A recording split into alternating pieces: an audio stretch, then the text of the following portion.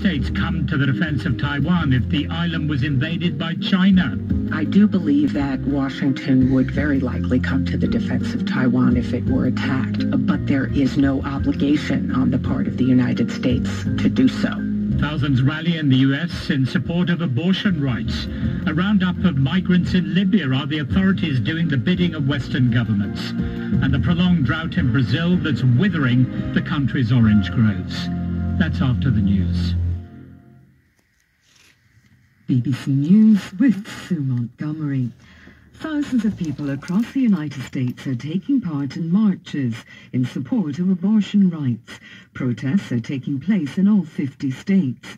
In Washington, D.C., demonstrators have marched to the Supreme Court, which they fear will be instrumental in rolling back on constitutional abortion rights.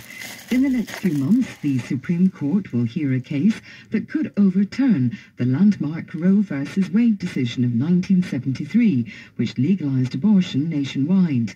Dana Nessel, a Democrat, is the Attorney General in Michigan.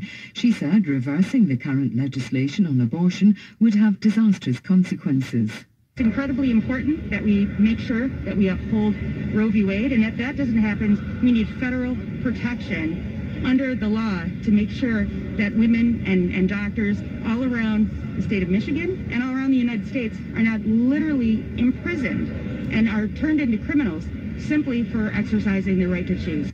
A federal court in the U.S. has charged a man described as the voice behind the violence of the Islamic State group with conspiring to provide material support to a foreign terrorist organization.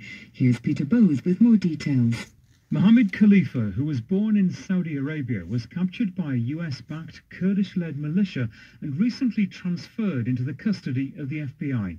According to prosecutors, the 38-year-old served as an IS fighter and was involved in translating, narrating and advancing online propaganda for Islamic State. He was allegedly responsible for furthering the group's worldwide recruitment efforts and expanding the reach of videos that glorified horrific murders. NATO forces in Kosovo have been temporarily deployed to two border crossing points with Serbia as part of an EU deal to defuse a dispute over car number plates that's seen some of the worst tensions in years. Kosovo's special police units have also been withdrawn and vehicles blocking the route have been moved.